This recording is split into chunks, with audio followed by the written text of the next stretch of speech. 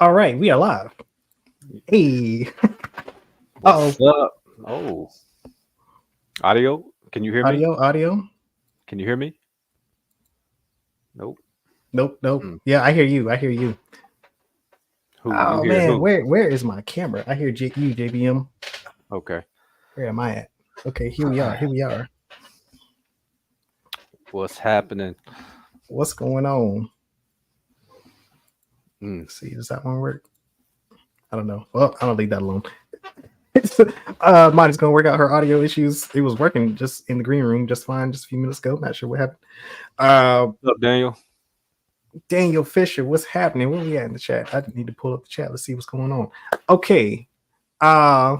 Yo, been a minute, but we are back with the episode, and this one just so happens to fall in line with the mid-season finale of Ahsoka. Mm-hmm. And if you have not been paying attention in the Discord, we have a spoiler chat in the Star Wars section of the Discord dedicated to this exclusively, and we have been active. There's like 1,000 messages in that chat. It's over 1,000 messages, man. We, to say the least, we've been loving this show. Yeah, this show has been probably the best one, right? I 100% agree with that thus far. We're only halfway through it. I don't think anybody has had anything negative to say within the Discord about what we have seen so far, what's transpired. Like episode 4. Let me see. Imani? Can we? Yeah. Yep. Okay, we back. It might happen again. We were having a combo off screen, but I have an iPhone XS Max, which is what I'm filming from because the camera looks good, but she's on her last leg. Shout out to Apple. The 15's coming out this week. I'm getting it. And if so, did these issues happen before or after they announced the new phone? Oh no, the problem has been happening. If I'm on the phone with somebody right now, like if we're talking and somebody else calls me, Apple hangs up both calls. I'm not talking to anybody. Oh man. Hi JBM. What's up? Your hair look good. Oh, birthday hair on deck. Thank you. Yeah. Yeah. So hold on. We got Callisto in the chat. We got Captain's Log, Daniel Fisher. We got everybody. What's up, Daniel Fisher? Was checking early. Thank you. Daniel Fish. What up? But Imani, we were discussing because you are going to be our casual for the show. As a matter of fact, let's put you in the center because you are the one who hasn't seen Rebels or Clone Wars. Well, no, have you watched? You watched the entirety of the Clone Wars. Okay, so you haven't finished Rebels. I haven't started Rebels. You haven't even started Rebels. Well, okay, so now. Given that we know that this is pretty much Rebels season 5, right? Yeah. Do you feel lost, Imani, when you watch it? Yes, and at this point, it's starting to feel like Lucasfilm doesn't care.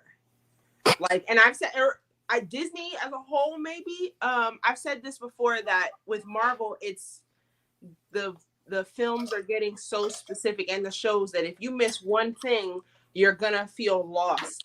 But because I watch everything, I haven't actually felt it. I can say that I feel it now. The show is beautiful, but there is clearly some backstory missing here for me. And I can say that somebody who has not seen Clone Wars is even worse off than I am. At least I know who Ahsoka is. If you haven't seen Clone Wars, the only other time we've seen her is in one episode of The Mandalorian. That's or actually 2 episodes, technically 2 episodes, because it was the Jedi and then it was the Book of Boba Fett, where they just for 2 episodes hijacked the entire show and put 2 Mandalorian episodes in there for no reason at all. Just or maybe I feel like 2020 hindsight, it's like, oh, we ran out of ideas, so we need to figure out what we're gonna put in these 2 episodes, like. And then John and Dave were like, "Hey, yo, we got you. We'll just throw these 2 episodes." Which is crazy, but yeah, it's just I don't want to say that I'm lost. I think I'm smart enough to fill in the blanks. I have no idea who Ezra is, but clearly Ezra was there. Now Ezra is gone. Sabine loves Ezra so much that she is willing to join the dark side. She let me down.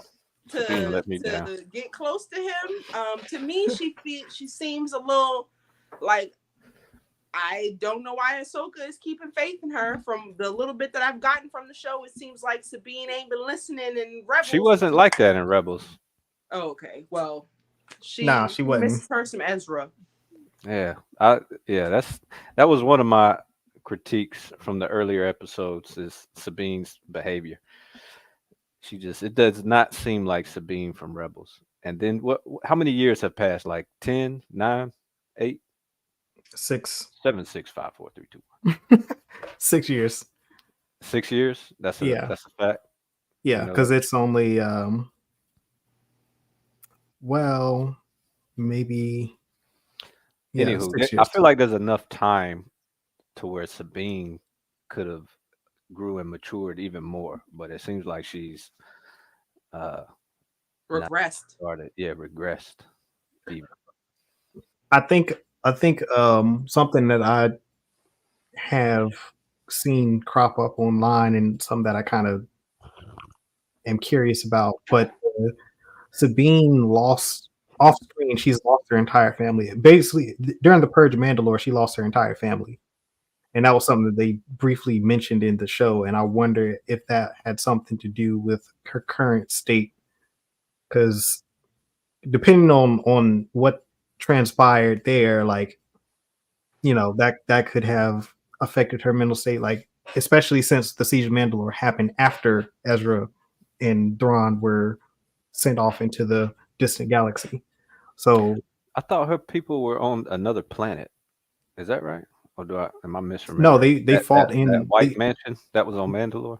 That was not on Mandalore. That was on one of the moons. However, they fought in during the Siege of Mandalore. Her entire family. I think everybody in the Mandalorian system, all the Mandalorians were present for the battle for that siege.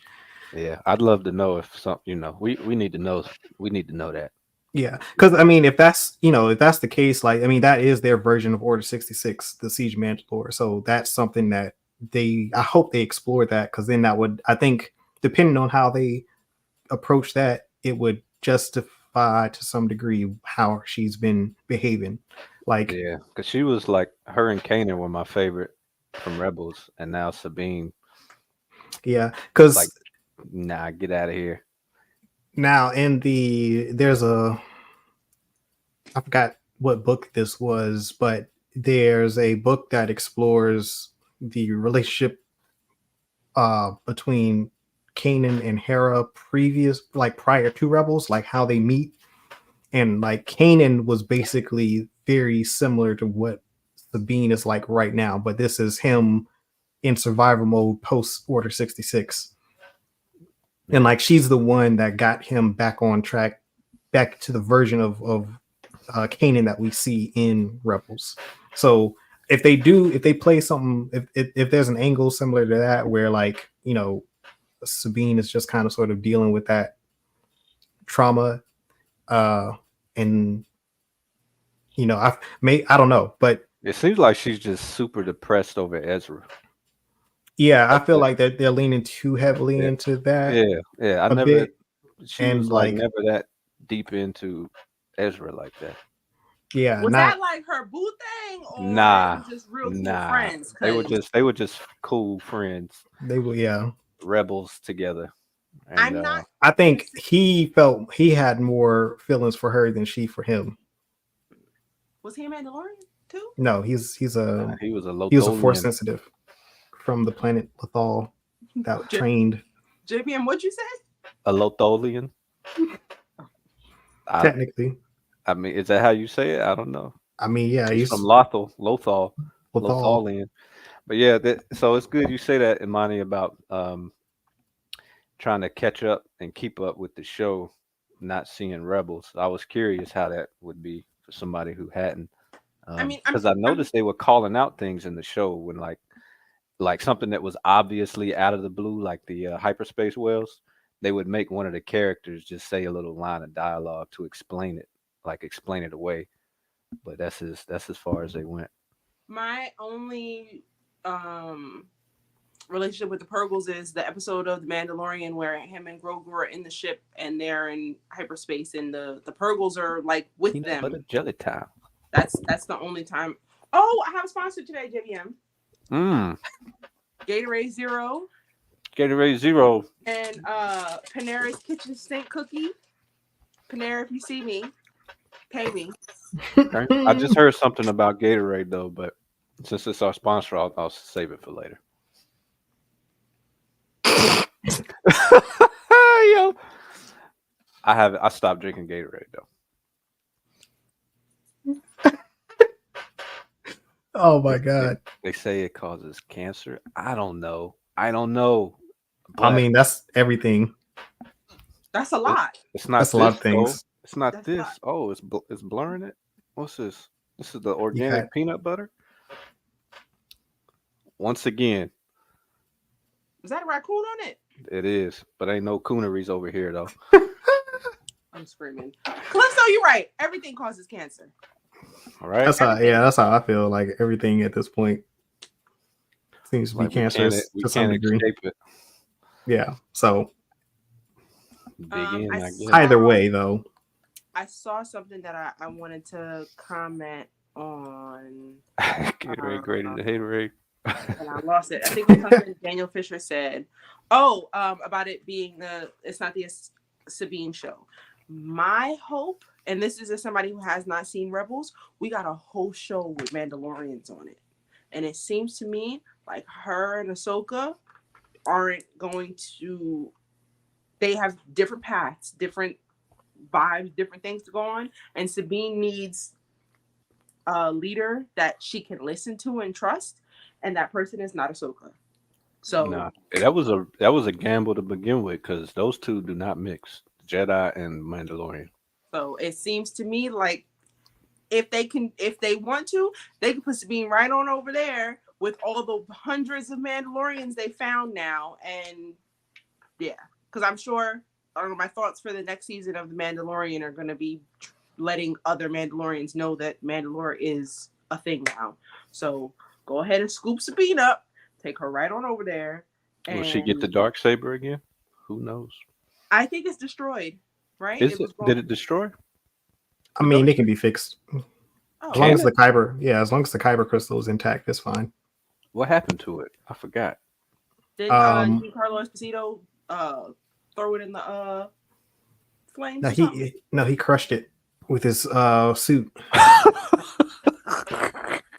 I forgot about that. Man, that was a terrible finale. Mama Cool. What's up? What's up? Man, so Hera and Kanan's son. Y'all think that'll be Ahsoka's new apprentice? That's what she needs to do. No, I think it'll be Ezra. Ezra has the Force? Yeah, Ezra's a Jedi. He was Kanan's apprentice. Is he a Jedi? He's not like a Jedi Knight though. He's not officially been knighted, but neither has Ahsoka. She was never knighted. So because she left. yeah, she left before she got knighted. Yeah, but Ezra is just trained. And Kanan was never knighted either. He was still a Padawan during Order 66. So it doesn't really like. I mean, the who can knight people at this point? Only I think it's only arbitrary Luke at this point. Technically, like because Luke was the last person to be knighted. No, I'm sorry, Luke and no, it's Ray. Cal. It's Ray. No, I'm talking about in this time period. And that's right. Hey, yeah, Cal Kestis and Luke Skywalker are the only ones that can be knighted. I mean Cal was knighted in the first. Oh, in the first one. Okay. In the first one. So if you missed that, I mean, I'm sorry, but my memory doesn't hold well. Sorry. No, it was in the temple when he's confronted. Basically, so in the world between world sequence with his master, because that's technically what that is. When Master DePaul, when he confronts Master DePaul the second time, Master DePaul knights him as officially as a knight in that sequence through the Force. So technically, yes, he is a knight. And then of course, Yoda knighted Luke technically. Mm-hmm. So by the official, I think that I don't know if Ahsoka will take. I think Ahsoka will keep Sabine as a Padawan. Sabine gotta go. I think that she got to go. Ezra will probably train Jason because I would much rather Ezra train Jason. Ezra. I would much rather he train Jason. I don't know. I feel like Jason and Ahsoka would be perfect. Do we know where Ezra is? Like, do we know? Well, how long has he been gone? And have we, like, since he disappeared in Rebels, was he seen? No, like, him and Thrawn have been lost in that galaxy for. Ezra did the little at least hyperspace whales move where he, told them to take Thrawn and him out. How'd that episode end? He basically rode off into hyperspace with those whales. So the Purrgil snatched up. The Purrgil attached themselves to the Super Star Destroyers and then hyperspaced off into this new galaxy. Apparently, we didn't know at the time. They just vanished. Yeah, like they used their tendrils. They attached themselves to those Star Destroyers, and then they just went in hyperspace. And we haven't seen or heard from Ezra since, or Thrawn. Like Family Robinson, Lost in Space, something like that. Family Robinson, I don't know what you talking about. Lost in Space. Yeah, I don't know. Family Robinson, y'all don't know. Oh, the Netflix show? Well, yeah, the remake was on Netflix. Yeah. I didn't know there was an original show. I never heard. I haven't watched the Netflix. Yeah. Family Robinson. Oh yeah, I forgot. Kanan did. Daniel, Kanan definitely did get knighted. He got knighted by the Grand Inquisitor.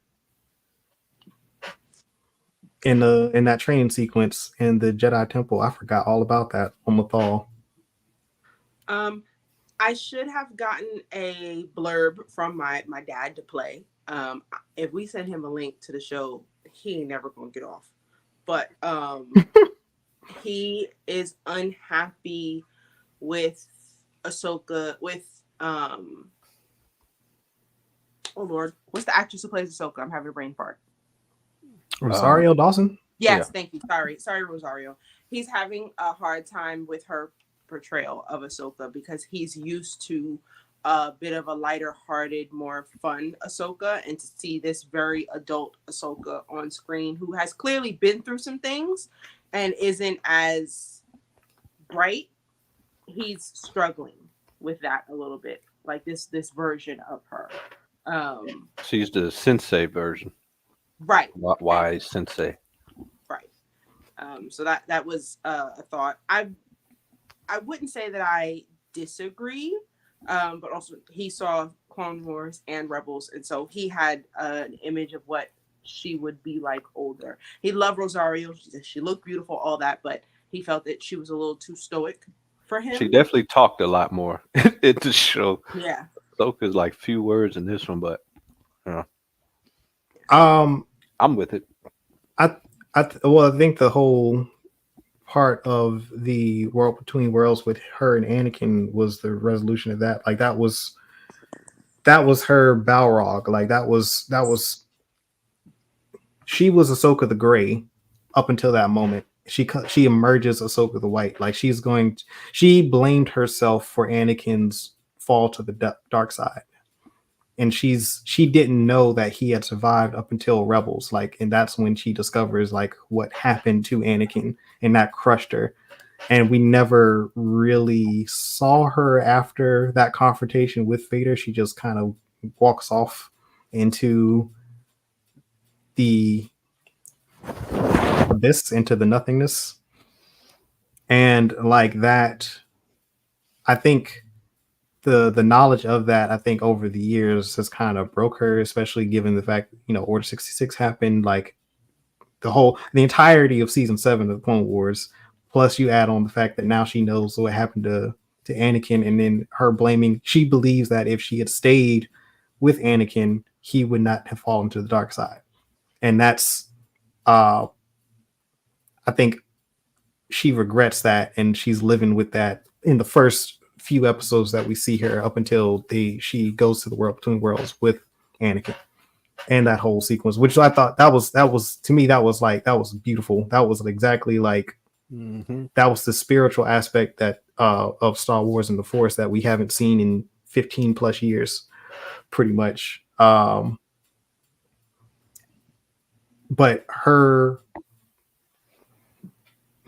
the significance of a lot of that conversation and that dialogue and the fight with Anakin and Vader was the choice to live or die, because like up until that moment she was not fighting for anything. She was just surviving. And that speaks to her emotional state. That's why she sounded so melancholy and stoic, because she wasn't really fighting for anything. She had nothing to fight for. So the whole concept of Anakin telling her, like, look, you have to fight. Like, you're either going to fight and fight for something, which is, to live for something, or you're going to die. Like, you either die here in these waves on this planet, or you come back to reality and take this head on, just like how he taught her. I interpret that a little differently, because she was fighting. She was already fighting for something before that. She was fighting to prevent Thrawn from coming back and preventing a whole nother war. So and I felt like she was going through the motions. She was doing it because she knew she had to, but she wasn't actually. Her heart wasn't in it. Yeah, I don't know. I feel like she I don't know, that stuff with Anakin was obviously some therapy there, and she needed to exercise that demon from Anakin. And the whole live or die was like, are you gonna embrace everything that you went through with the wars, or are you gonna choose something different? I don't know. I feel like like when Anakin was in there tempting her to fight and all that, he was trying to get her to take his path, and she ultimately chose to let it all go. I think that was the big thing. She couldn't let it go. A couple of times he said, everything that's in me is in you. Is it safe to assume that there is a little bit of a dark side to Ahsoka that we haven't seen? She's always been light. Yeah, that was the moment. That I think that moment there was the point. You know. Got you. Yeah. I mean, she's technically because of the Mortis arc, she was revived by the daughter who is the spiritual embodiment of the light side of the Force. So like she has for a long time represented the light side of the Force, but I don't think she's ever. I think this was the moment where she fully embraces that assignment, that fate and that destiny, because Star Wars is Yeah, it's all is about built on the destiny. fated arc and the destiny. Like every character is supposed to have a destiny and a fate, and you have a purpose, and when you serve your purpose, your destiny is fulfilled, and you're done. So like, um, whatever her destiny is, whatever her purpose is, like she is now her reemergence after that entire sequence in the world between worlds is her coming back and walking that path to fulfill her destiny, whatever that may be, whatever that entails. And I think that like we saw glimpses of her that we remember from the Clone Wars in that ending sequence, because she was smiling a lot more, she was a lot more energetic, she seemed happier. And I think that we'll see an entirely different um, disposition from her moving forward, because like Yeah, Dave Filoni has likened her to Gandalf. Like you had Gandalf the Grey, then Gandalf fights the Balrog, and he falls into the chasm.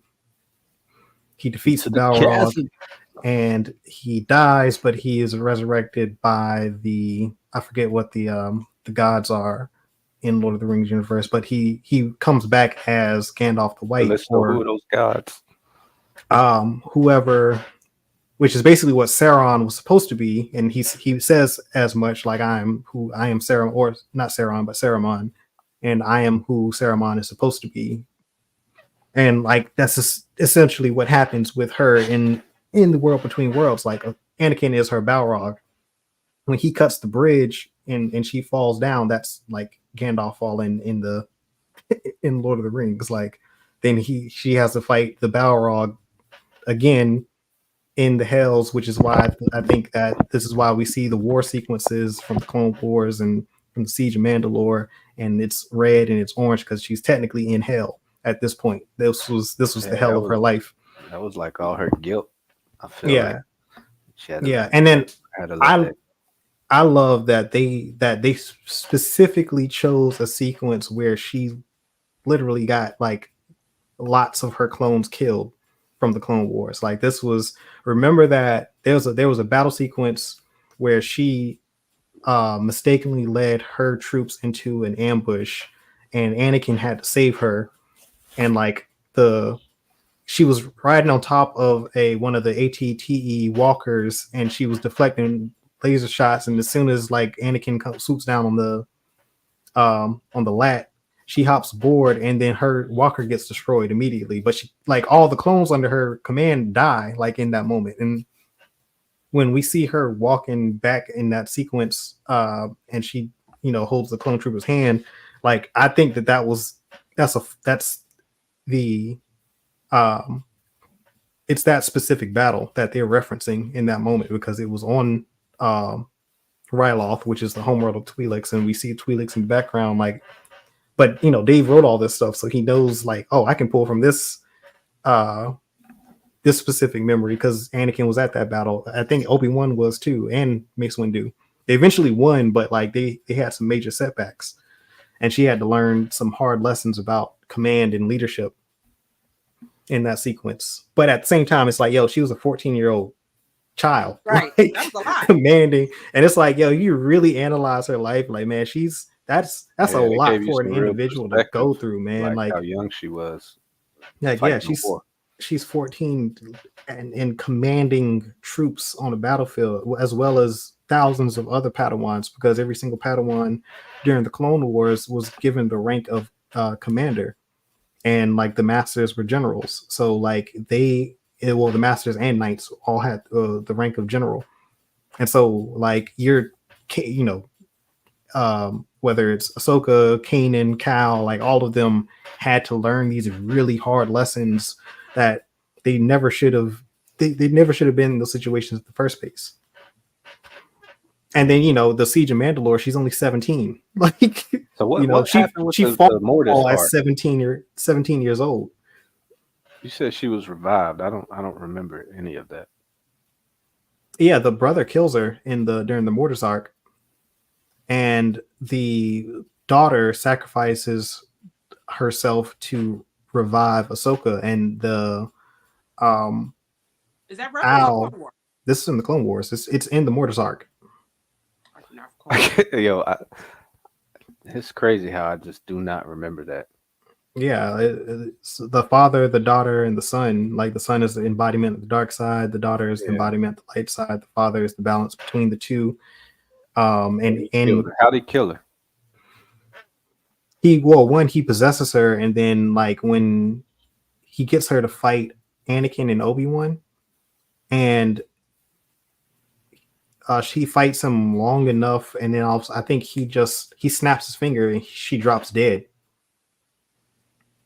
The son does, and then Anakin fights him, and then like Anakin is able to hold him off, and then the father comes in, and the daughter stands between Ahsoka and father sits between the daughter and Ahsoka. He touches the daughter's forehead and Ahsoka's forehead, and her life essence passes between him to Ahsoka, and Ahsoka is revived, and the daughter dies. So the daddy killed her? No, he just was the conduit. He's the conduit because he's the balance between light and dark. So he's able to pass her force essence physically from the daughter to Ahsoka, because that was the daughter's dying wish. Because I think that the daughter was fighting the brother with Anakin and Obi-Wan and Ahsoka. I think that was Ahsoka was fighting with the brother, and Anakin, Obi-Wan, and the daughter were fighting the brother and Ahsoka. So what was what started all that? The brother was trying to kill the father. And he takes this knife that has the ability to kill the father, and he tries to stab the father, and then the daughter steps between the brother and the father, and he ends up stabbing the daughter in the back. And then I can't remember what happens to the knife, but like he didn't intend to kill his sister. Like she was not the target. So did the knife in the back kill her, or did the touching of the foreheads? No, so the knife, she was dying because of the knife in her back, and she couldn't be revived. So her remaining life essence was used to revive Ahsoka, because the brother had killed Ahsoka. These people, right? Yeah. I remember that a little bit. I don't remember the story, but I remember them. I'm not gonna lie. Seasons 1 through 3 were rough. Yeah, they were. They were rough. Or maybe it takes 1, 3, but 1 and 2 were definitely a snooze fest. Sorry, y'all. Yeah, but I mean that was essentially the. So is that her link to the world between worlds? Yeah, more than likely, because she's technically a Mortis god, and because of her connection to Anakin, and him being the chosen one, which was explained like that Mortis arc explains what the prophecy actually is about him being the chosen one. Like he is supposed to be I think I remember a god on Mortis. The father was talking about that, right? Yeah, the father was dying. He was going to die. And he wanted Anakin to take his place, because Anakin that's his destiny. That's his fate. That's how he was supposed to bring balance to the Force. But Anakin chose a different path in the end. He chose to fight. Callisto, I got so much stuff going on. I'm not even going to sit here and lie to y'all and say I'm going to get it done. Because the last time I did that, it took me like 3 years to finish Clone Wars. So I'm not going to say never, but I'm going to say absolutely not right now. I have too much stuff going on. But I don't think you're wrong. My father has already scolded me for not watching it, but he'll be all right. And unfortunately, y'all will have to be too. Oh, fun fact. The actress who played young Ahsoka was also Sasha in the Barbie movie and young Gamora in Infinity War. Yeah. I knew about the Gamora piece. I didn't know about the Barbie piece, though. She was Sasha, America Ferrera's daughter. Character's daughter.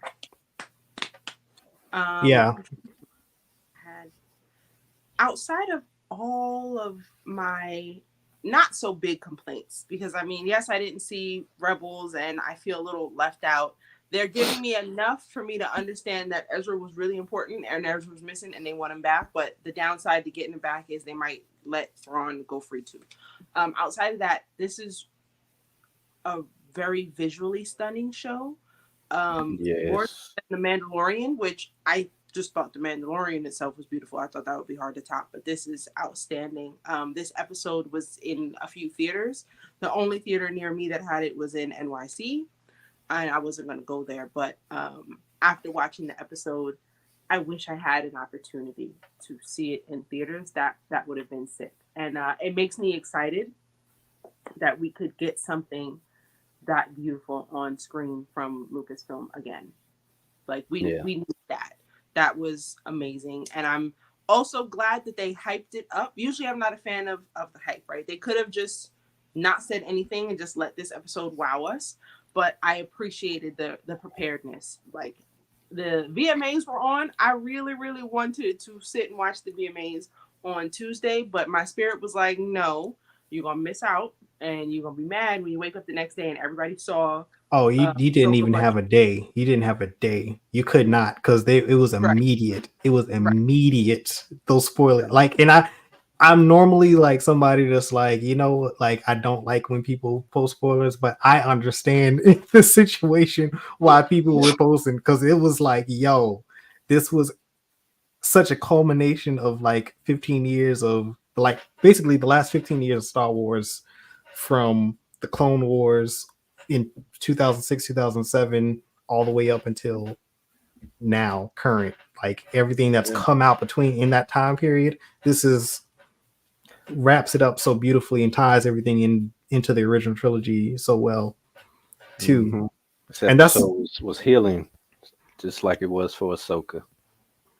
That, you know what, this is also something too that I have noticed with a lot of what Dave Filoni has been doing in live action. Like he creates a lot of references and he tells stories that are tied to other stories that have happened across the Star Wars continuum, but none of it feels like fan service. It just feels like this is a story that we're telling. Like he knows what characters he can put in where and what they have been doing up to the point that we see them on screen the next time. Like, and it doesn't feel like, hey, remember this person? Like, it's just, oh, this person, this is a part of the story. This event happened. Like, these things happened. Like, and we're not gonna play it up too big. But like, just to your point, like they're making references about Ezra, but they're not making a big deal of it. Like, they're not trying to make you feel like Ezra is like, the Luke Skywalker of animation or something. I don't know, but like, like I felt like in the sequel trilogy there was a lot of overused fan service that had no business being in it. It served no purpose to the story. Ahsoka is my sequel trilogy. Yeah, they were just doing a lot of stuff to just put it in there because that's what fans wanted to see. But it's like, okay, but what about the story? Like, how does that even make sense in this regard? Like, why are we building another Death Star that's a planet? Like there could have been another super weapon. Like, we didn't have to create another Death Star and then just call it under the Death Star. Like, that's insane. Yeah. Empty compliments. Andor proved that good writing is all we really want. We don't need a show that's gonna reference every single character that's ever or anything that's happened before. Like we're good with just writing a really good show that takes place in the Star Wars universe. Yeah, because the story has to come first. Like, you can't put anything above the story. Like, you have to tell a good story, and then, figure out what makes sense. Like, who that we are familiar with makes sense in the story, but like, make sure that don't make it so that it takes away from the story that you're trying to tell. Like, does this person or does this event make sense here? Sure. Like, they had a Ryder Azadi and I forgot the senator, but they were from Rebels. They didn't have to necessarily put them, but they made sense. Like, given what they did in Rebels and how significant they were to freeing Lothal, like the positions that they are in this point in time in the galaxy makes so much sense. So like, but they didn't make a big fuss of it. Like, those characters were very significant in Rebels. Like, they're very prominent characters, but they made a very small cameo, but it was very significant in the first episode, or at least first two episodes, I think. I have a question. Yeah. Not to change the subject. We talked about it before that it's at some point going to catch up to them, that they keep creating stories that take place in between existing stories, right? Like we're expanding on Ahsoka, but we know that there have been several films, shows that take place in the future that don't have Ahsoka in it. So, you know, at some point, the people are going to know where Ahsoka was during the sequel trilogy. Like, what happened there? What is, what's going to happen with her? What are your thoughts on how they'll handle that, and if they should keep doing that? Like, even Mandalorian takes place around the same time that Ahsoka takes place, but we know that there's probably a future for the Mandalorian, but how much of a future? What's going on there? Like, what am I trying to say?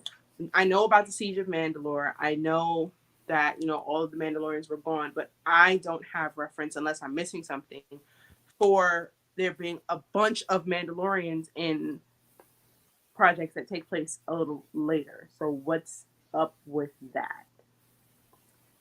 So not in canon technically, but there's not really a lot that's been developed in this time period between. So like, there's 40 years between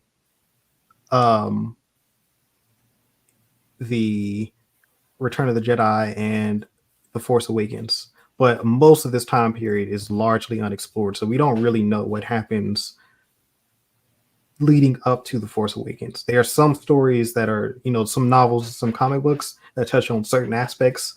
Like there's a Leia novel called Bloodline. There's some other novels that take place in microcosms of time between, but like, it's 10 years before, 20 years before, 5 years before. How old would Ahsoka be in Force Awakens? About 80 to 90, but we don't know how long Togruta live. Like, that's never been confirmed. Like, they could be a long living species. Like, they could have 200-300 years plus. We don't know. She's alien, so that the age thing isn't necessarily a problem. However, to answer your question, I've been saying for years now that I believe that they're going to tell a story that runs concurrent to the sequel trilogy, but it's not directly tied to it. They've literally created another galaxy. Like, there's no world button. Be like, oh, sorry, this one got sucked in the vacuum. No, well, Dave has already said that the world between worlds is not it's not time travel. No, it don't have to be time travel. It can just be a reset button. The Buffalo Wild Wings button. Yeah, it's not going to be that. What's the Buffalo Wild Wings button? And the nefarious, mysterious button gets hit, and then something crazy happens to undo something. But why is it the B-Dubs button? Why is it the what? The B-Dubs button. They used to have commercials about it. You've never seen those? I'm not familiar with that either. I don't. I was lost. Come on, y'all. The Buffalo Wild Wings button. If I'm gonna be honest, I don't even think I can't say that I've seen a Buffalo Wild Wings commercial. I probably have, but I don't. I have, because Sauce Gardner is like their new spokesperson. So I've seen commercials, but I don't know nothing about the B-Dubs button. But yeah, I mean, we also have like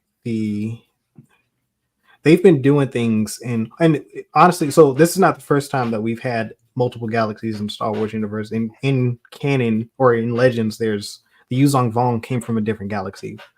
So like this isn't the first time that we've, especially in this time period, like this is actually when the Yuzong Vong emerge. I don't think they're going to use the Yuzong Vong in this incantation of the Star Wars canon, but I do believe that we will see a lot more happening in other galaxies or in other parts of the Star Wars universe that don't necessarily tie to what we know in the main galaxy. But like wild swings.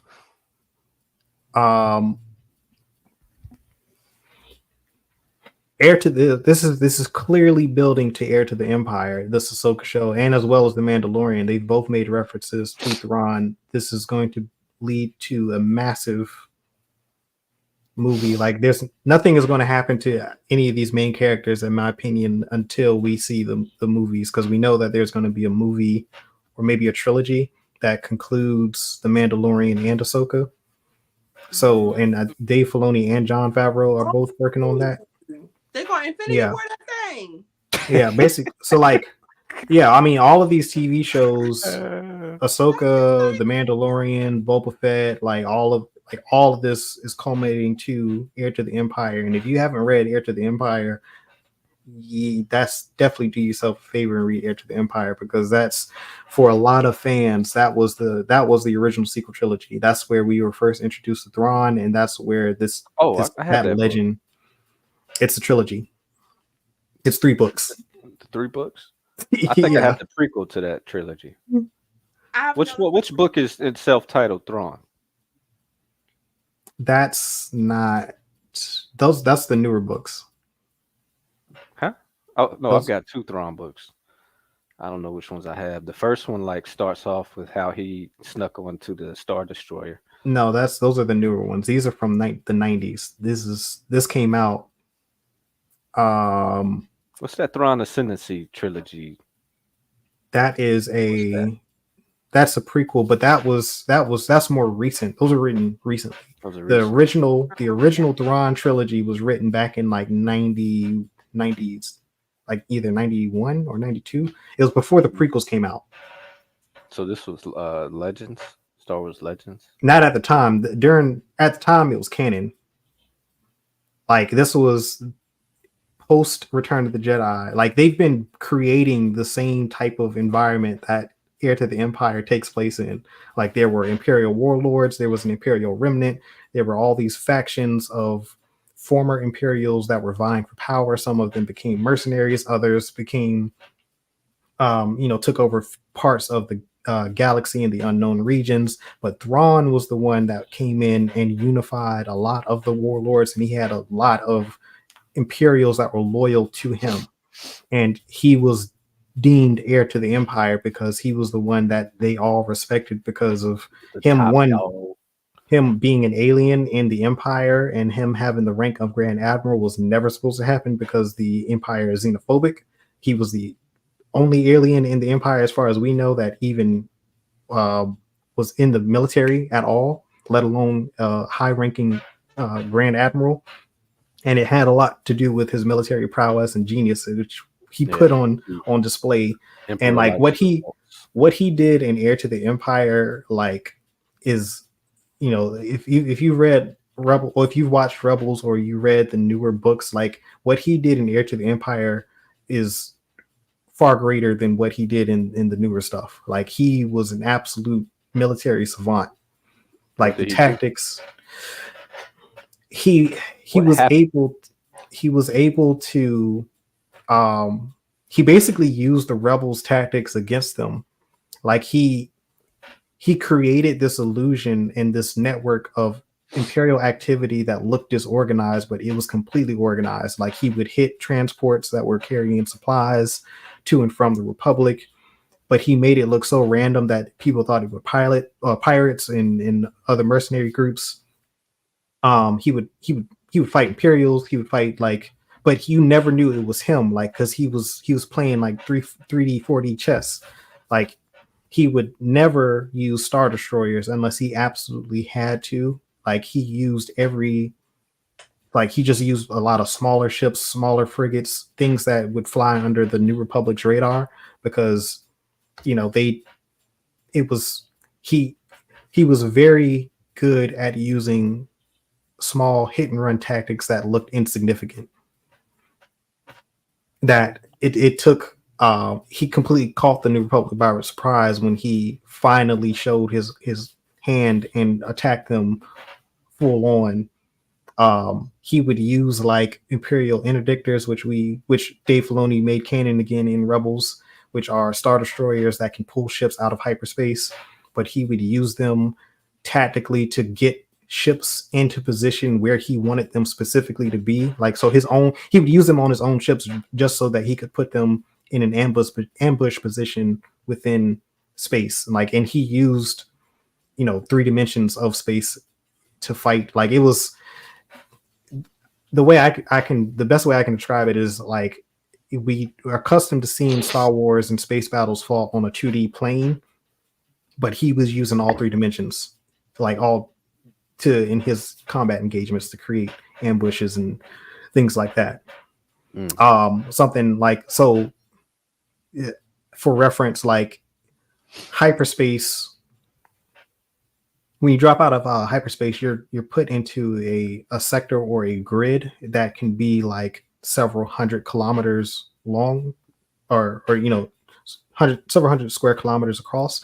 So if you drop out of hyperspace, you could drop out anywhere within that specific area. He would use the Imperial interdictor star destroyers to pull ships out of hyperspace exactly where he wanted them to be. So like it's kind of hard to describe without seeing it, but like it just imagine if you wanted to come in behind a ship, but you didn't want them to know that there were ships in the area, so you'd put small fleets in and around star systems that are close to where you're fighting. Then you would have he would bring in like 1 or 2 interdictors and interdictors, put them behind the rebel or the New Republic lines, and then he would have his fleets drop in out of hyperspace, and those interdictors would pull them right behind or right on top of the New Republic fleet. So yeah, safe to say Star Wars has a new big bad to look forward to.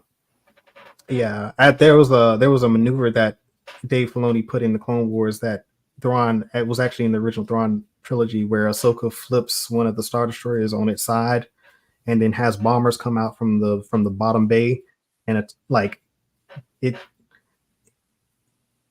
it basically masks the bombers.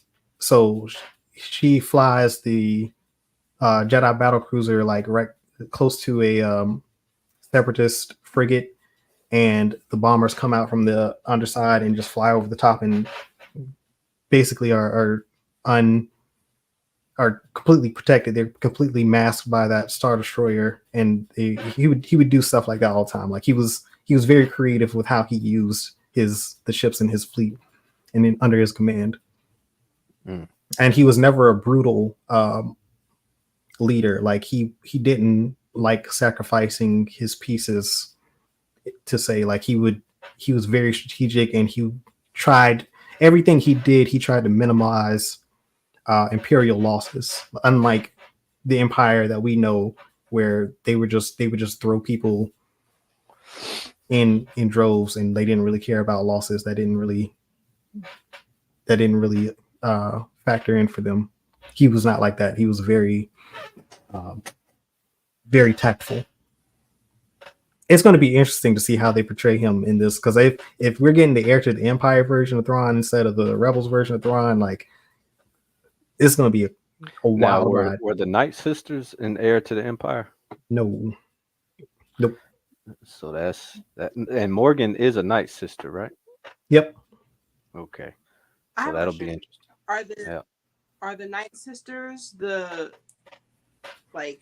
in any way influence from the Bene Gesserit, if that's how you say it? I forgot. I guess a little. Yes, bit. kind of, sort of. Draw inspiration from them. Absolutely. Those are Darth Maul's sisters, aunts. aunts and sisters, the Night Yeah, Sisters. Maul is from Dathomir. Yeah, He's the so son of Dathomir. As a matter all of the fact, all the Mother sons are Talzin. yeah. So all the women born on Dathomir turn into the Night Sisters, and the men are like their warrior servants or something like that. Do I have that Yeah, right? yeah, warrior servants. Yeah.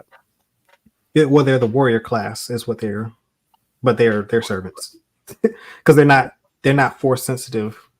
Most of Yeah. them aren't. Most of the women are born force sensitive or have a high affinity towards the force, and the um, the brothers who are force sensitive or show like an affinity towards force they are brought to The the Sith. the trials on Dathomir, and they become well they imbue them with the Night Sister magic and makes Mm. them even more I want to powerful. see more of that Night Sister magic. I like that.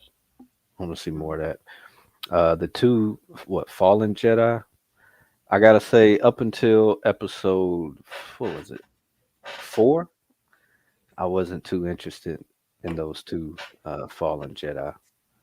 Um, but after seeing, I like the fighting style of Balin Skull. Is that how you say his name? Skull, yep.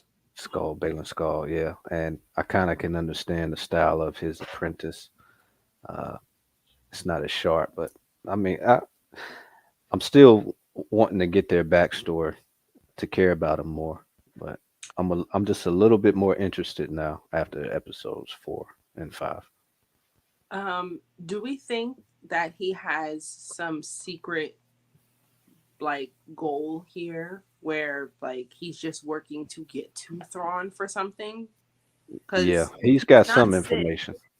I don't think he's bad, but I do think he is willing to do whatever it takes to accomplish his goal, but he hasn't necessarily said that to us. That man bad. He broke I th- somebody's neck with the force. he Snapped it in has pieces. to me he has the You're same right. type Sorry. of conviction that Thrawn has, like which is what I like about his character because he's the ideal type of force user that Thrawn would like to work with because Mm. he doesn't see um He he leans into uses the light and the practicality. dark enter yeah, he's a very practical force user. Like he is not We haven't seen him whatever. use light though.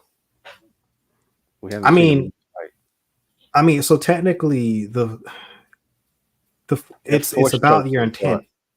Yeah, but Yeah, it's about your intent. Like it's not the fact that you use force choke or force lightning or any a of the force force choke power that is a makes. dark side force maneuver.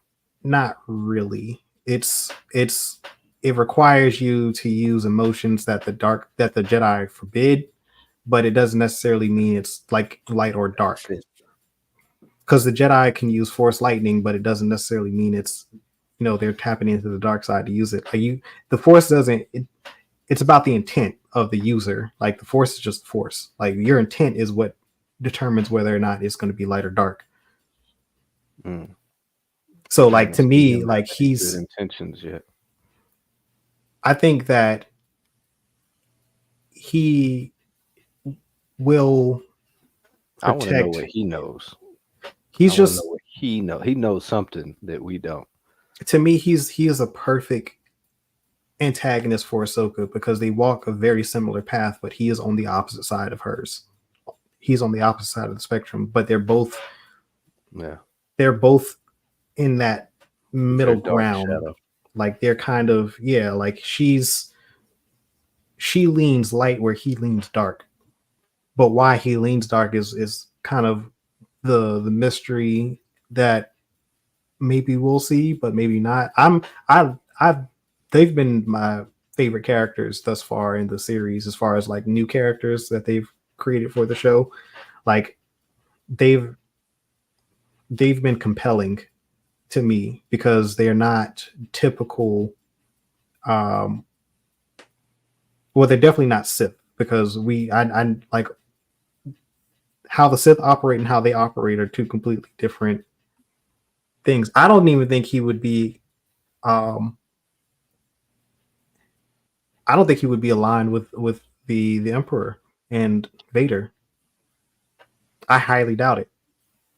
Depending on what his motivations and intentions are. Like if I think if it came down to it, if he had to fight Vader and the Emperor because they stood in the way of a goal of his, he would absolutely do it. He would have no issues doing it. His apprentice has the Padawan rat tail too. It seems that he is still he's still ways of the Jedi. Very strongly. Yeah, he still practices the Jedi ways. Like they still wear Jedi robes. Like those are very Jedi-esque robes. Like his are darker in color. They had to get him and go. But I mean, he's pack your bags. We on the run. Well, she's too young to have been a survivor of Order 66. He's about Anakin's age, so he's Anakin's peer. Like Anakin was about 50 years old in Return of the Jedi, so he looks about in his 50s. Yeah, I need some more from him because I know that he doesn't make sense to me. Like in the Discord, I was talking about it. Like I'm not following his reasoning. He hasn't really given us anything. He gave us just enough to, make some speculations. He says you need to destroy in order to create, and that's his path he's taken to I don't know, what was it, I wrote it down in the Discord. I can't remember, but it's like there's been so much destruction. Like I don't get what his angle is. There's been 2 wars. So those weren't enough for you. I don't know what he wants. The Empire fell, the Jedi Order fell. There's a new power in the rebellion. But he wants to destroy something again for a greater good. Like, didn't the greater good happen? That's why I'm like, what information does he have? Well, I mean, I don't coming that we don't know about that he knows. I don't know, but what he's saying is not adding up. He just seems like he's behind the curve. I mean, well, the New Republic is full of corrupt individuals, even at this point, and it's like, I mean, they're using Morgan Elsbeth's facility, she was building ships for the Empire, and they still have Imperial loyalists employed working on these ships for the New Republic. Like it's that the New Republic right now is in terrible shape. Like it's not. Yeah, but that's the closest thing to what he wants. But he's undermining that by helping really someone who's for the Empire. It's really not though, because it's still built on the same principles that allow the old Republic to collapse. Like this is the same path that allowed for the Sith to take over the Republic. That's what I'm saying. That these cycles have happened, and he's talking like he hasn't lived through all of them. Yeah, so he's just, I think he's just acknowledging these powers rise and they fall, like that's, and then a new one takes its place, like in the vacuum, like that void of power is going to be. I guess he thinks that whatever Thrawn is up to is the greater good. I need to see what he's talking about because he said he wanted to secure the future, is what he said. So he must have some. That's why I think he's got some type of info that nobody knows about, because right now you're starting another war of which you've already seen happen. Like that's not a path to secure the future. There's a goal he has that he's definitely not telling. The uncle asked when we think we're going to see Thrawn. We actually have had this debate several times. The uncle and I told him, I think we'll be lucky if we see him at all. And if we do see him, we're not going to see him for long. They might do a Ray Charles. You're just going to see his wrist. You're going to see a hook hand. And then that's it. Hey, yo. Just enough to get us excited. Just enough. Just enough. I wouldn't be surprised if if we see him, I think the Captain's Log's season finale. Yeah, I And think it the ain't gonna be a season lot. finale. How many episodes are there? There's 4 left. I think we'll see him next episode. It's 4. Yeah. Oh yeah, it might happen sooner than the finale, unless they just get lost somewhere in space, and then that's a filler. Well, I mean, we saw him. We saw him in 2 trailers for the show. Like Yeah, we wasn't he in saw. a captain's? No, eh, he was on the ISION. He was on board the ship that they hyperspaced off in. Yeah, that's what I was gonna ask. What happened to those Star Destroyers? So they remained intact. Well, that's the thing. We don't know what given what I know about Thrawn. Like he had the entire 7th Fleet was taken with him with the Purgle. And how And we long has also it been? it's been 6 years. Like given that man's his For sure. brain and his like his tactical genius, he's probably already created some sort of. He's probably got an entire fleet out there My waiting. question is, how do they resupply? 'Cause Probably they're in created a the- network over there in the new galaxy. So you think Like if Oh, you if he think has a like whole fleet habitable out planet? there, Just you know, yeah, for absolute. Okay, so one, the Grisk in those books that in the Thrawn books and the new ones, like they come from somewhere outside of Chiss space. It is implied that they might be from a different galaxy.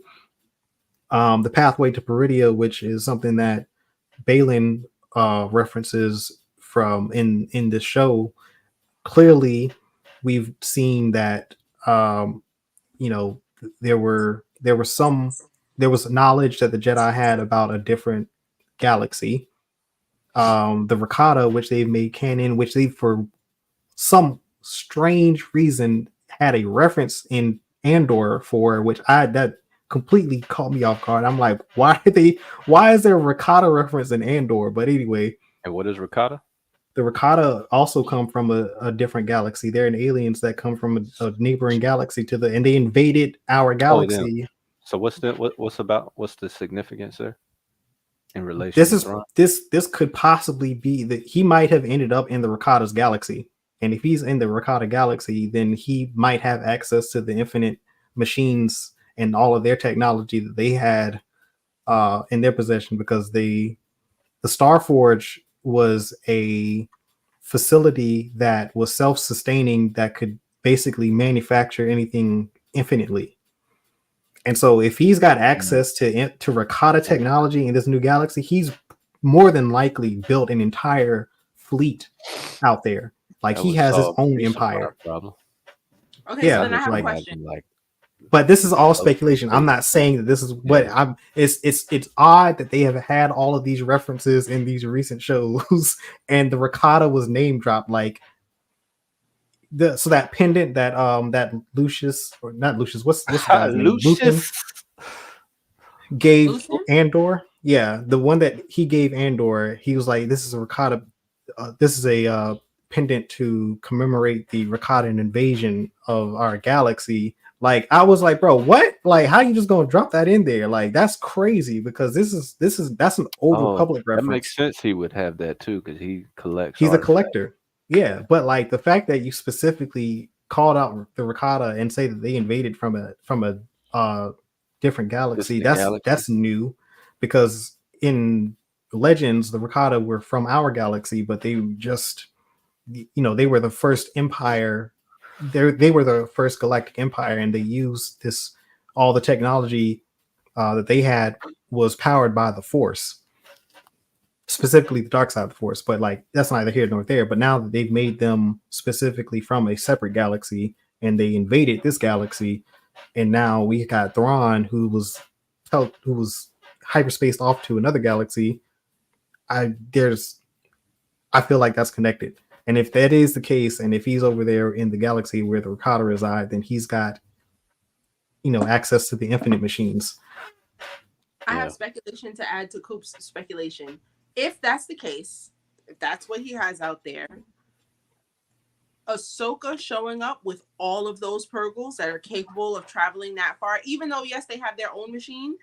Now that might come back to bite her, because at the least he She might be able walking to get into a ready to trap. go faster.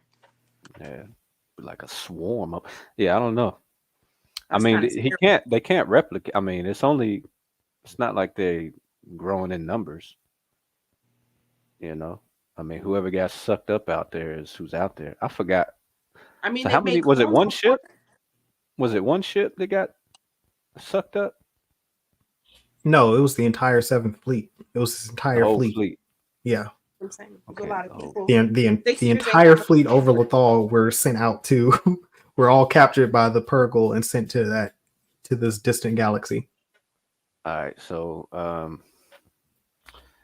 if they somehow managed to get sent to a galaxy where they could survive off of resources that were there, that begs the question: how did Ezra deal with that?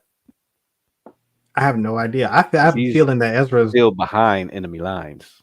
I don't think. I have a feeling that Ezra's joined Thrawn. That's Oh, what I've been thinking too. They're gonna go up there thinking Ezra's gonna be all on their side, but he been with Thrawn this whole time. that's Because I what I'm mean the saying. fact Is there what the don't fact we that know? the What don't fact we that know? the fact that Balin offered her Sabine, he said he told her, like, you come with me, you can reconnect with Ezra. Like He didn't he knows word it what. like that. He said we have a common No, interest. he said he said you can, if you come with me peacefully, I will reunite you with your friend Ezra. Yeah. Like, he So knows what happened to Ezra.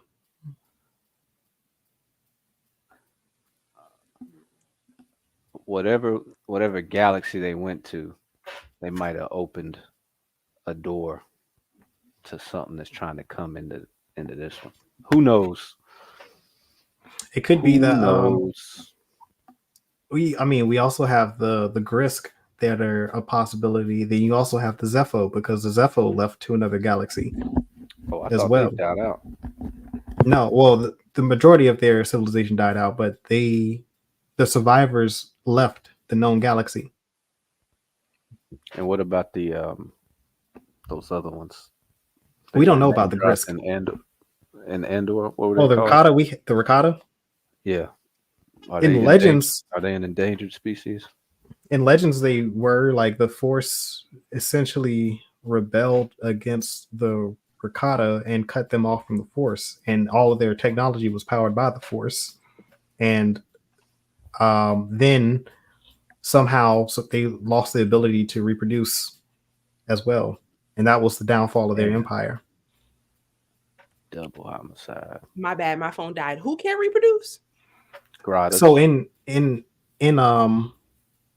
Legends, name wrong. yeah, in Legends, in KOTOR, like, you'd learn that the Ricotta Empire basically fell because the Force essentially rebelled against the Ricotta, and they cut them off from the Force somehow cut itself off from the Ricotta. The entire species lost its Force sensitivity, and all of their How do you technology wear was out your powered by the welcome of the Force. Force? That's crazy.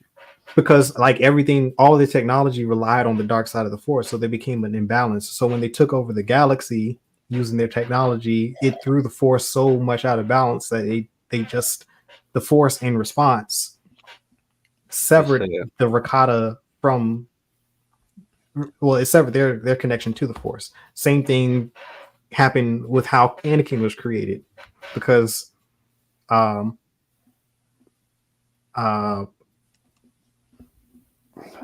Plagueis was creating life with the Force. The Force responded by creating Anakin. Like, and so it did the same. That's what the Force did with the Ricotta. It instead of creating an adversary, it just cut them off from the Force to rebalance itself. So have we ever seen? So it doesn't sound like they'll be back. No, we haven't seen them in live action. Last time we saw the Ricotta was in Knights of the Old Republic. Yeah, it doesn't seem like they'll be back. Seems like they're. It depends. If they've changed their origin, then it's a possibility. But I wouldn't be mean surprised. Change their origin.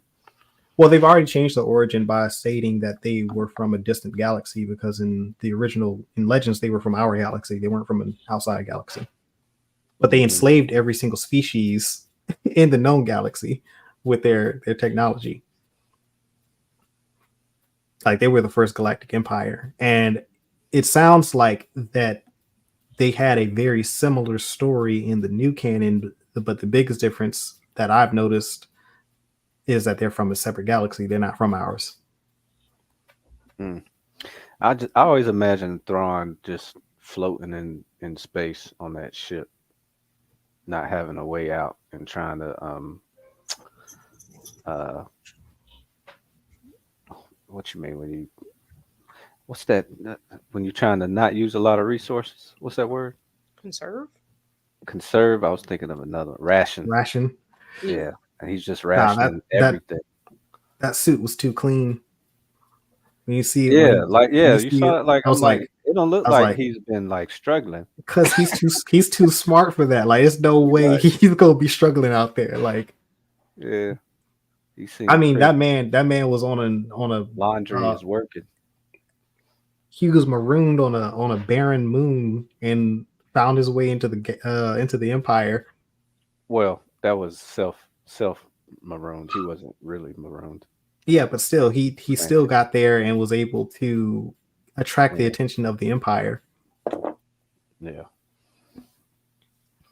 But yeah, I have no idea where the next episode is going.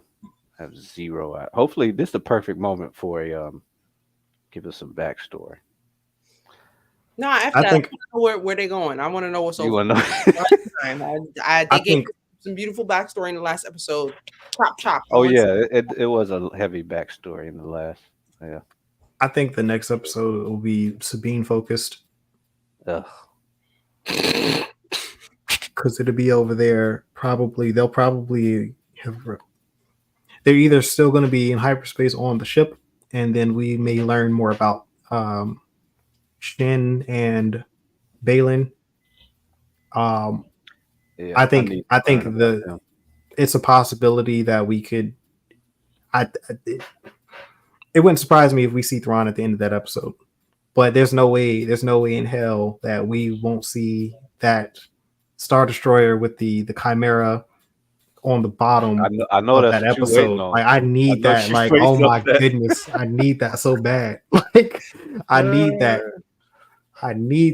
Like, that's why I'm like, no, I don't want that. Did they show some ship with an emblem on it? You remember that? I think it was last episode. It just reminded me of the Chimera.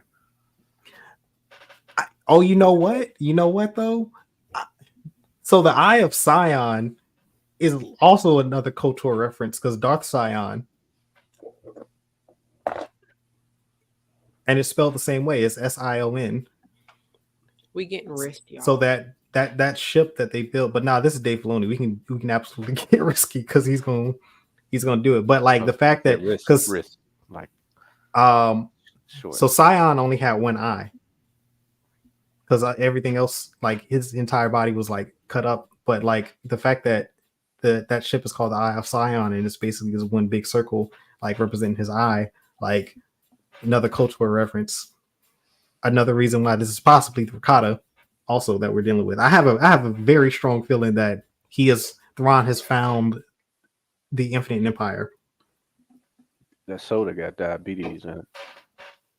Well, it's all good. You gonna ruin everything we got today.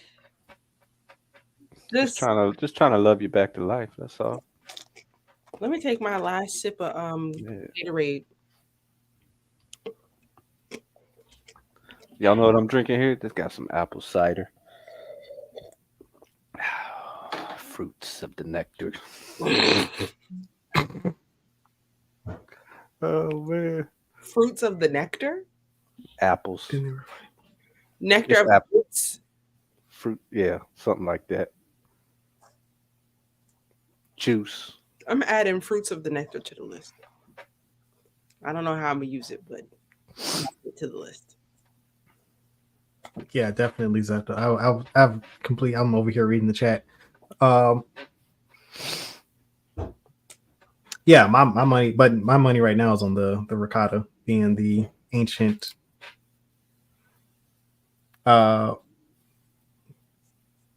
This now it would be interesting. That's way too deep, but like if the Ricotta and the Zepho, if the Ricotta invasion happened around the same time as the Zepho were still in the galaxy, that would be very interesting. That'd be very interesting. Because the lore behind the Zepho from Fallen Order is very fascinating to me. I definitely want to know more about the Zepho. But that's neither here nor there. We'll have to see where these next 4 episodes are gonna. In the newest Thrawn books, isn't there like a threat? Yeah, the Grisk. The Grisk. Okay, so that's what it was. Mm-hmm. But we don't know. Like we don't know what their origin is either. Like I mean, that could play into it too. Like I feel like there are 3 possibilities. If there's an ancient alien species out there that could be a threat that in this other galaxy, it's going to be what Balin has wind of. That's why he thinks he needs to secure the future. It's very possible because if Filoni is incorporating those books into this story, the Grisk are a very prominent threat. Like they had already infiltrated the Empire before it fell, and there was speculation that the Grisk agents had aided in the fall of the Empire. Just as they were. What are the Grisk? What do they look like? We don't know. we don't. It's never been revealed. Like they are the biggest threat. Like and if Balin knows or is aware of the Grisk because he's been in contact with Thrawn, and the thing is, he's been a mercenary since who knows how long. Like he's survived Order 66. Thrawn's been around. There's a very real possibility that he's known Thrawn since before he was sent off to this other galaxy. Mm-hmm. It's possible. While he was with the Empire. Those 3 books that came out of Thrawn, where does that fall in the timeline? So the Thrawn titled trilogy is between Revenge of the Sith and Rebels. Rebels season 4, to be specific. Oh, that's a while back. Yeah. Yeah, so it's about 16 years essentially. Or 15, about 15 years maybe, but Balin would have been around during that time period. He's somewhere because he survived Order 66. He and Anakin are the same age. And if he ever interacted with Thrawn during that time period, like yeah. And it would not surprise me. I wonder if they age the same, Ezra and Thrawn. Why they somewhere else? I wonder how they're gonna use that. Oh well, the actor that they cast for Ezra is like 30-some. Oh, so he's in his regular. 30s. Yeah, he's aged regular. Okay. He's in his 30s. Questions. All I know, West Chatham is gonna pop up as Alexander Callis. I know it. I feel it. I don't know where Callis is. That's what I'm saying. Last we saw Callis, he was on Zeb's homeworld. I thought he was flying off of Lothal with Zeb. Mm-hmm. No, he didn't fly away with Zeb.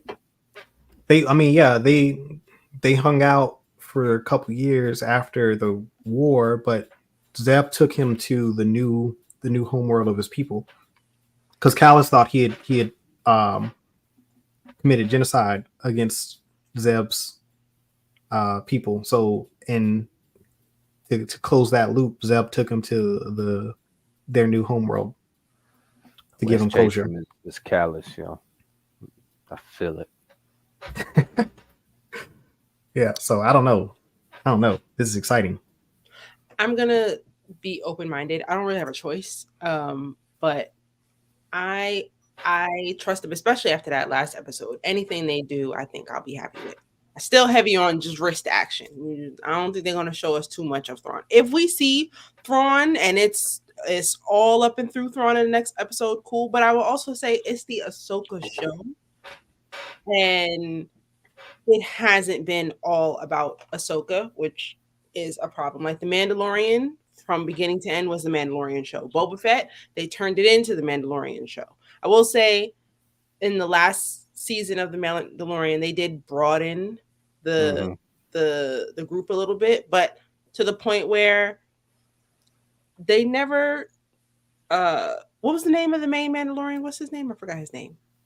Din Djarin. They didn't name the show Din Djarin. They named the show The Mandalorian. So when they gave us a whole bunch of Mandalorians, I'm not mad about that. But the name of this show is Ahsoka. I need to see more Ahsoka. And if they bring out Thrawn and Ahsoka is nowhere to be found in his vicinity, okay, well, where's she at? Or we need to get Thrawn up out of here. Just for screen time, she needs more screen time. We need to see more of her on screen. I can dig it. Me too. Yeah. Although, I mean, the show does have a lot of her. I feel like it's a lot of elements of Ahsoka, even with the scenes from The Fallen Jedi and Sabine and who else? What else? I think, yeah, Sabine, The Fallen Jedi. Who else has had like major screen time? Her green friend, whose name I don't know. The green friend? Jason's mother.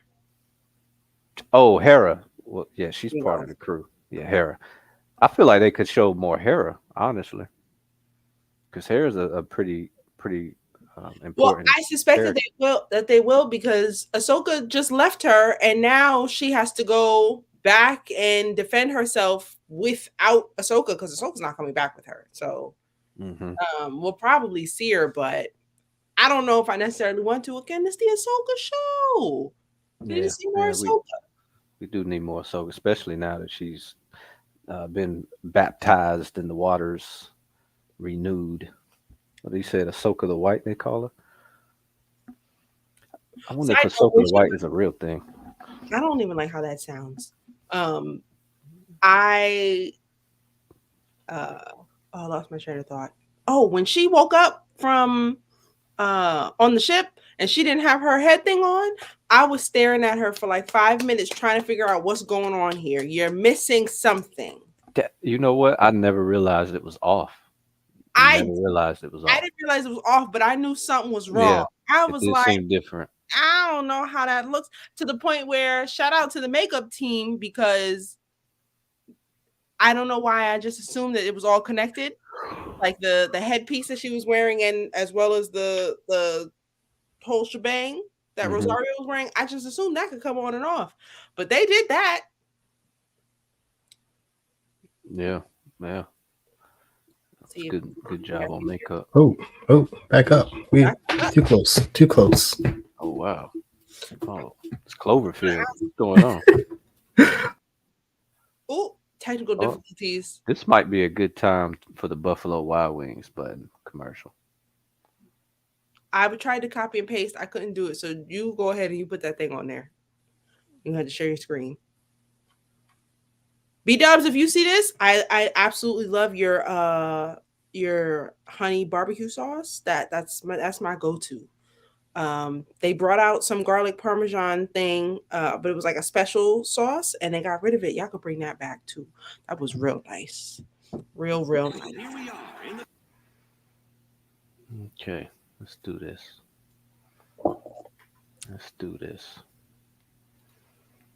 Presenting. Digga.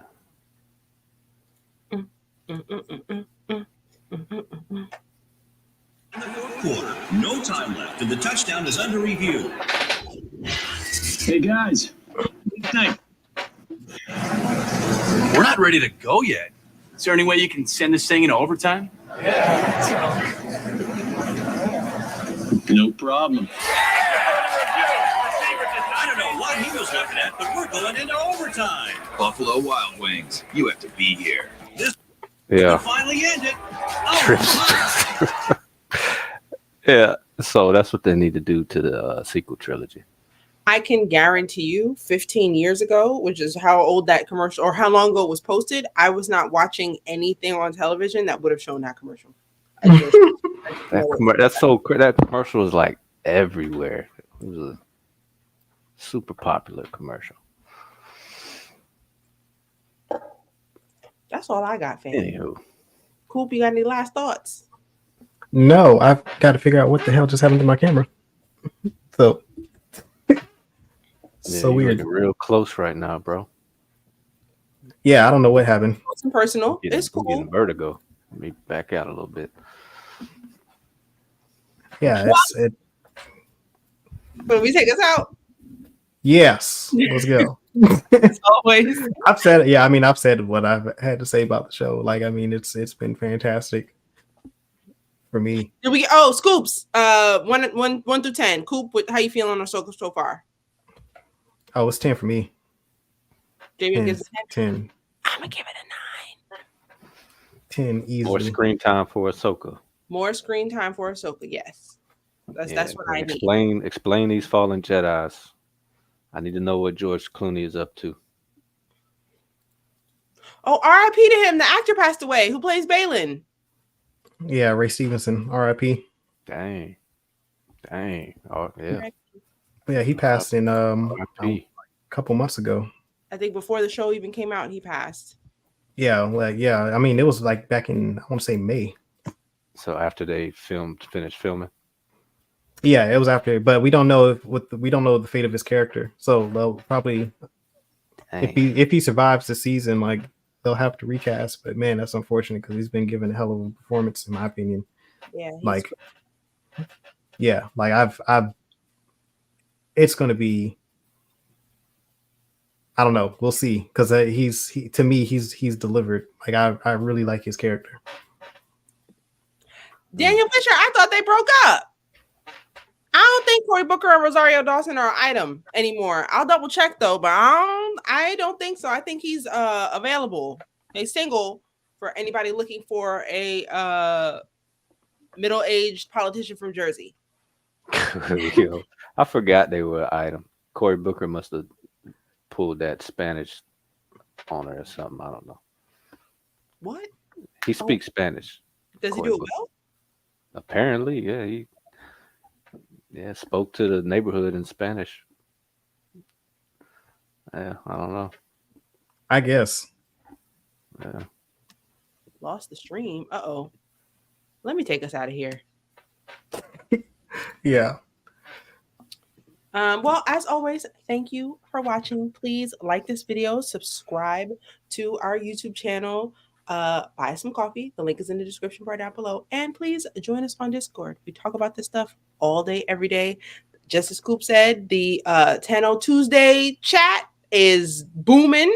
Every time I go there, there's 100 more comments than there were the previous time, especially on Tuesday nights. It's crazy in there. And please follow us on Instagram, Facebook, Twitter, and Twitch at Certified Gumbo. And I'll probably be back maybe Saturday to do some Legos. We need to go through this jazz quartet. I'm not gonna lie, I didn't think it was as big as it. Like, I knew it was big. I didn't know it was this big. So I have work to do, and I hope y'all join me. Yeah, definitely pull up for that. And we have 1,100 messages in the chat. Jeez. 1,170. Enjoy that, y'all. Dang. Yeah. So we've been going in a good way. It's been a fantastic conversation. Yeah. So that's all. JBM, you got any closing remarks? I don't want to. Yeah. Thanks for sitting in and joining us. Much love. Have a good night. And as I always say, peace, love, blessings, and may the force be with you always.